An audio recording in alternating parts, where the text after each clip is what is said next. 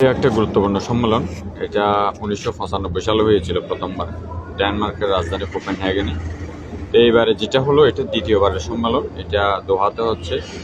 আপনারা অনেকেই জানেন যে জাতিসংঘের একটা টার্গেট চলছে যে SDG 2030 সালের মধ্যে পৃথিবী থেকে ক্ষুধা, দারিদ্রতা এবং এই যে জলবায়ু পরিবর্তনের যে সংকট, এটাকে শূন্যে নামিয়ে আনার জন্য কার্বন নিঃসরণের কাজ চলছে।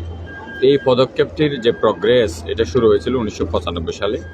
এটাকে কোপেনহেগেন ডিক্লারেশন বলে।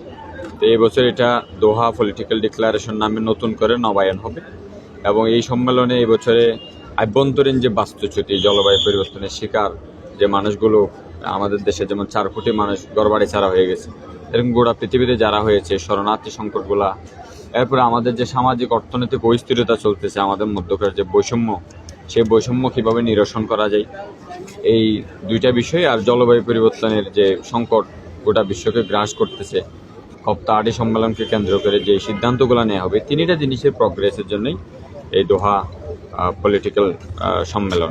আমি বাংলাদেশের পক্ষে সিভিল সোসাইটিদের পক্ষে রিপ্রেজেন্টেটিভ হয়ে কথা বলেছি। এখানে অনেকগুলো ইভেন্টে যোগ দিয়েছি এবং এখানকার সার্বিক যে জ্ঞান চর্চা, বিশেষ করে এখানে যা যা আলাপ হয়েছে সেই আলাপগুলো তো অনেক জায়গায় অংশগ্রহণ করেছি।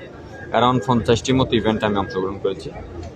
আমাদের যেগুলো প্রয়োজন, বাংলাদেশের জন্য, কক্সবাজারের জন্য যেগুলো প্রয়োজন, বিশেষ করে আমাদের রোহিঙ্গা সংকট, আমাদের উপকূলবর্তী মানুষের যে সংকট এবং আমাদের দেশের ধনী দরিদ্রের যে বৈষম্য, এই 3টা বিষয়ের উপরে সোশ্যাল জাস্টিস কীভাবে নিশ্চিত করা যায়, এগুলোর উপর অনেকগুলো ইভেন্টে যোগ দিয়েছি এবং সেখানে বহু জায়গায় কথা বলেছি।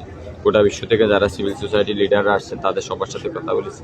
তো সিভিল সোসাইটির একটা বিশাল ভূমিকা হচ্ছে যে তারাই একমাত্র গোষ্ঠী যারা দেশের প্রান্তিক জনগণ আর রাষ্ট্রের পলিসি মেকারদের মাঝখানে সেতু হিসেবে কাজ করে। এই মানুষগুলো যে যত বেশি শক্তিশালী হয়, তত বেশি সেই জাতি এগিয়ে যায়। আমাদের দেশে এই জাতিগোষ্ঠীগুলো যথেষ্ট আছে, কিন্তু তারা শক্তিশালী নয়। কারণ আমাদের দেশের যে পলিটিক্যাল অস্থিরতা, এটাকে আমরা কোনোভাবেই সামাল দিতে পারিনি।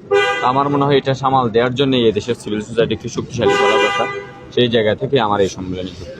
নিজের যে জন্মভূমি, নিজের যে জায়গা, থাকার জায়গা, এই জায়গাগুলো ছেড়ে মানুষ অন্য জায়গায় চলে যাচ্ছে। কেন যাচ্ছে, এর পিছনের যে কারণ, সেগুলোকে নিরসনের জন্য কি পদক্ষেপ নেওয়া যায়, এগুলো নিয়ে ব্যাপক আলোচনা হয়েছে। বহু রকম ফোরামে, বহু ইভেন্টে এটার ব্যাপারে আলাপ হয়েছে। এছাড়াও মৌলিক যে প্রোগ্রাম হয়েছে, যেখানে মহাসচিব কথা বলেছেন, কাতারের আমির কথা বলেছেন, এখানেও এই ইস্যুটা একটা বড় ধরনের ইস্যু ছিল। কারণ গোটা বিশ্বে অ্যারাউন্ড এই মুহূর্তে 183 কোটি, প্রায় 83 মিলিয়ন পিপল মানুষ অলরেডি উদ্বাস্ত হয়ে গেছে। এই মানুষগুলোর জন্য অনেক আলাপ হয়েছে।